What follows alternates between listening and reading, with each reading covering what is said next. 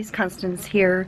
So this week has been very full. I've been working on outdoor projects, I've been starting garden beds, I've been prepping raised beds, and doing a lot of pre-garden season work. But right now I'm going to work on a little project. It's a very simple project, and this is something that those of you who like to garden could definitely do. Very simple and wonderful benefits. And that is starting a little worm farm. So to begin, all you need are 2 containers. You want one container that the worms and everything will be inside of, and then you want the other one that it can nest inside, because the inner one is going to be drilled full of holes for ventilation and for water drainage and all of that. And these can be any size. If you want to go big, you can do something like that, or if you want to start, you know, even smaller than this with a shoebox size, you can do that too. Whatever you want to work with. Okay, so the next thing you need is a drill with a fairly small bit. I'm using a 7/64 inch bit, and you want it nice and small because you want the water to be able to drain out and air to be able to flow, but you don't want them little wormies getting through the holes, so you want to make it kind of small. And then inside the bin you want something for them to live in. So I'm going to shred up newspaper. You can also shred up corrugated cardboard, the non-shiny kind, and you want to discard any tape that's on it. I'll rip this off first. And then I've also got in here, there's a little bit of soil. I've got a little bit of soil that has some horse manure in it, and I've got some cow manure. And so this is going to go in there, and I'm going to mix it with the shredded newspaper and the shredded cardboard, and that's a good way to get started. Now if you want, you can just use shredded cardboard, but I want to give them a little bit of variety to begin with. So let's get started.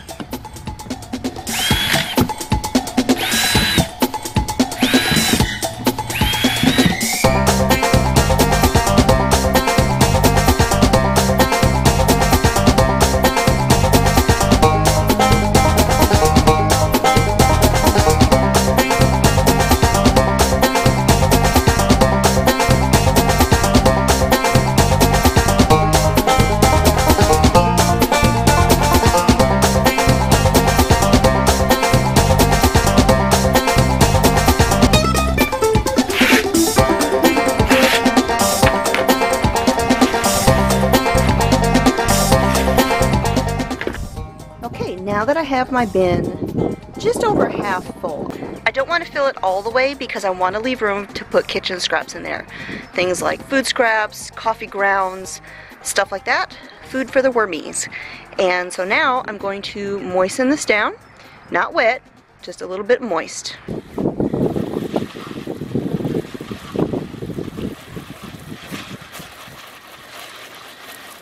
Now I'm just going to let it sit for a couple minutes, let the water seep into the newspaper and all of that. And I'm going to take my worms. These are red wigglers, or big red worms. Basically you get these in the fishing section, and I'm simply going to shake them down a little bit. I'm just going to open the bin here.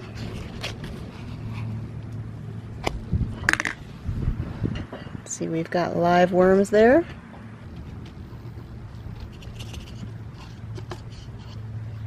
So now I'm going to let them do their thing. They're going to dig down into all of this bedding that I created for them. They're going to eat it. They're going to convert it into worm castings, which is the nice term for worm poop. It is gold for your garden. And of course right now I just created this, so I don't have castings that I can harvest to show you how to do that, but it's a very simple process. Now I want to make sure that there's plenty of airflow, so even though I know there's a gap underneath this bin, I want to make sure there's a little bit of space around the sides too. So all I'm going to do is take something and lift up the inner bin.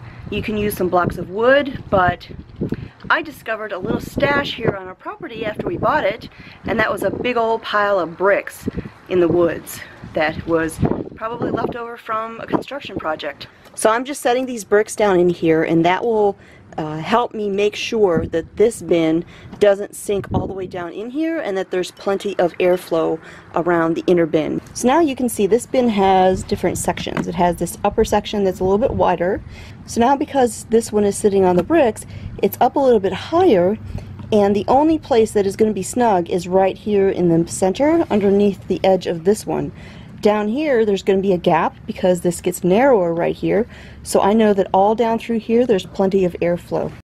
Hey guys, so that right there was the hardest part of learning how to vermicompost, and that container itself will actually handle a lot more worms. So the next time I run to the store, I'm going to head over to the fishing section and grab a couple more little containers of those red worms. When you're vermicomposting like that, every cubic foot of the container can hold up to 500 worms or manage 500 worms.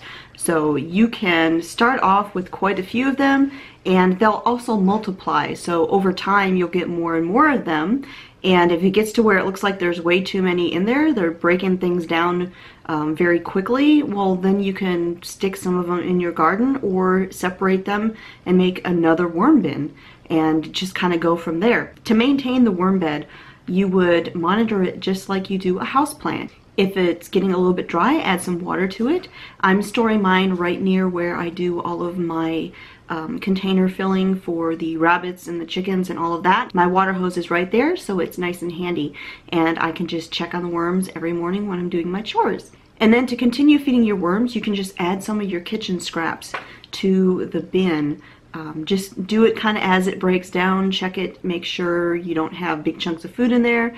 If there's still lots of food scraps, then don't add any more. If they start vanishing, add some more to it. You just kind of eyeball it and see how it goes. Worms can eat their weight in kitchen scraps in a day, so they will do a really good job of breaking down all of those food scraps and turning them into worm castings and compost for you. As far as what kind of kitchen scraps to put in there, it's just like a regular compost bin. You want to avoid dairy and meat, and plenty of vegetable, fruit scraps, things like that. You want to avoid using a bunch of potatoes or garlic. Those aren't really very good for the worms, so you can just toss those outside in your big compost area and go with that. Now the worms don't like it to get cold, so if you live in an environment that it gets very cold at night, or if you have very bitter winters, you'll want to find a spot where you can put them where they will stay a decent temperature, in your garage, or if you have a root cellar. I would love to have a root cellar. That would be a great place to store them. And of course in the summertime you want to keep them out of direct sunlight. I have mine in a shaded area where they're protected from the weather, and I don't need to worry about them cooking in the sunlight here in this Alabama sun. So to harvest what the worms are creating for you, there's two things that you can do. So in the outer bin, the one that is solid, that has no holes in it, there will be moisture. There might be some liquid that gets collected down in there. That right there is fantastic for your garden. So to harvest all of this wonderful compost that the worms are creating for you, give them a couple of months and then go out there, take the lid off, and you'll notice that when you do that, all the worms will start diving down into the bottom. And so when you don't see any more worms, just very carefully go in like with a little hand tool and scoop off the top layer of all of that compost and collect it in a bucket or what have you. And when you get to where you start to see worms again, just wait. Give them some time to dive back down. You can wait about an hour or whatever. And when you don't see any more worms, just start scooping up again until, of course, you get to where you see worms. And then you just continue to add to the compost and let the worms do their thing.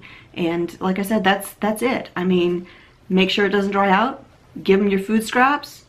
And that's it. They give you fantastic fertilizer. So that's a little 101 on vermiculture or vermicomposting. When I get to the point where I am ready to harvest my first bit of compost from the worms, I will be sure to share that with you guys. So right now I'm going to edit my Friday vlog so I can get that uploaded, and then I've got to finish up, finalize some details for the speaking I'm doing at a conference tomorrow. So thanks for watching, guys, and I'll talk to you next time.